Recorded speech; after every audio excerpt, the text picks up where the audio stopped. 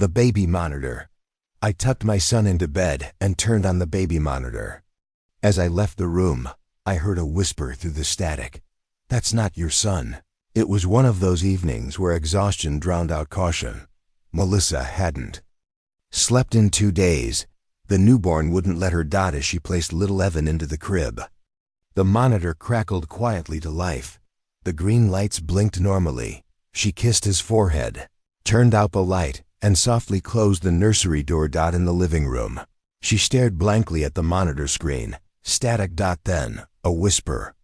Low, almost playful. "That's not your son." Melissa froze. The monitor blinked again. This time, it showed 2 tiny figures in the crib, one sleeping, the other ... Just watching. Sound effect. Baby monitor static, soft whisper looped. "That's not your son ... The window. I woke up to hear knocking on the glass. At first, I thought it was the window, until I heard it again. From the mirror. Narration expansion. For Daniel, night terrors were routine. But this time, the knock was real. Soft, urgent tapping on the window above his bed. He looked outside. Nothing but fog. He lay back down. Another knock. Same rhythm. Same speed. But this time, it came from the mirror closet across the room. There were no windows near it. He rose, heart thudding, and approached. His reflection stood still, except his reflection's hand was raised, and it knocked again. The text message. "I got a text from my mom at 3 a.m. Are you awake?" I smiled. Until I remembered she died 6 years ago. Jade never changed her mother's contact. Maybe it was denial. Maybe love. But that night, the text blinked at her. In the dark. "Are you awake?" She froze. She checked the date. 6 years to the day. Her finger trembled over the keyboard. She typed back. "Who is this?" Typing, then a new message. "I never left." Quick cut to text message interface. The camera lingers on the blinking ellipsis. They say brevity is the soul of fear. But some stories only need a crack in the mirror, a flicker on the screen, or a name you should have forgotten. Tone. Increasing emotional weight and dread. The middle arc includes personal loss, mental unraveling, or psychological horror. The house guest. "My sister says I talk in my sleep." I don't have a sister. Narration expansion. Leon always thought the pills were working. No voices for 2 months. No shadows in the corners. But then he started waking up tired. Bruised. Missing time. His voicemail was full of messages from Anna, a girl he didn't remember. The name felt familiar, like a toothache you forgot you had. One night, he set up a recorder. Next morning, he played it back. 4 hours of silence. Then a woman's voice, soft and furious. "Why don't you ever remember me? We were sisters once." The elevator. The elevator doors opened to a dim hallway I didn't recognize. The receptionist said they hadn't had a 13th floor in years. The building was old, but the job interview was worth it. Natalie pressed 12. The elevator went dark for a moment. When the lights returned, the number read 13. She stepped out into silence. The hall was dust-choked. Desks overturned. Old file cabinets, dated 1949. She turned back. No elevator. Just a wall. Hours later, security footage showed her stepping into an empty shaft. News clipping overlay. Woman disappears during job interview. No 13th floor exists. The birthday. Wish he told me he'd bring his mom back for my birthday. I didn't believe him until I saw her crawling down the hallway last night. Narration expansion. Max was 7. He never smiled. His foster mother, Carla, did her best.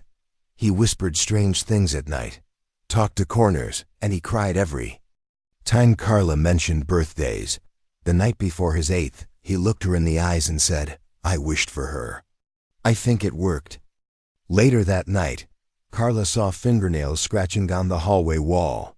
A woman, crawling. Smiling. She was wearing Carla's dead sister's wedding ring. Tone bleak, mysterious, and surreal. The final arc leads toward the unsettling twist. Self-aware horror and layered realities. The drawing. My daughter won't stop drawing pictures of the man who watches her sleep. I live alone. Olivia's drawings were innocent until they weren't. Same man, same blue eyes, always at the foot of her bed. But the house was empty. Olivia didn't speak much, only pointed at the hallway. When her father checked the attic, he found a child's blanket. Fresh, still warm, on the wall. Dozens of sketches. All of Olivia. Sleeping. The broadcast. The news anchor said the world was ending again. That was the third time today. The anchor smiled as flames roared behind the skyline. She calmly stated the end of civilization. Then again. At 3 p.m. Same voice.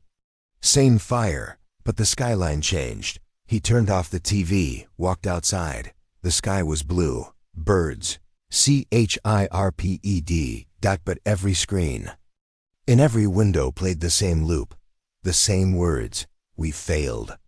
This is the end. Good luck. The grave. When I dug up the coffin, it was empty, except for a mirror. And in it, I was still digging. Tom never believed the stories about his grandfather's curse. But curiosity won. He broke the lock on the old cemetery gate, dug for hours under moonlight. When the coffin creaked open, he expected bones. Instead, a full-length mirror, smooth, ancient. He peered into it and saw himself, still digging, except his arms were thinner, his face older, and behind him, someone watching. The final frame. The animator looked over. The final edit. Every character blinked, except the one based on him. Narration expansion. TWIST ending. John was just animating Reddit stories, a passion project. Nothing serious. He gave each character subtle realism, mannerisms, tics. But when he watched the finished cut, he noticed something strange. The background version of himself, the avatar in scene 6, wasn't blinking, wasn't moving, until the final shot.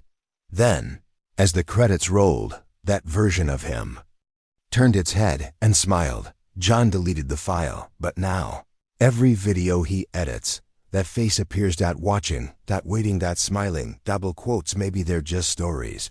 Maybe they're just pixels. But when the screen turns black, do you really think you're watching alone?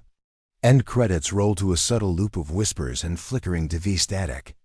One frame flashes, a pair of watching eyes. Sleep well. But don't check the mirror.